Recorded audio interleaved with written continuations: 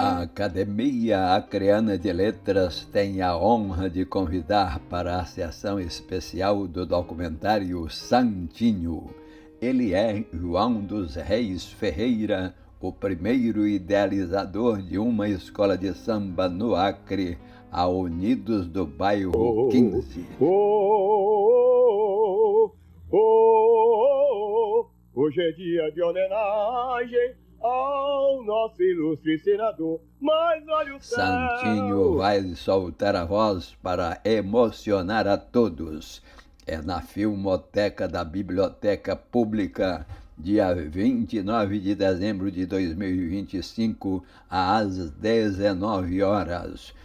O convite é para você e para a sua família.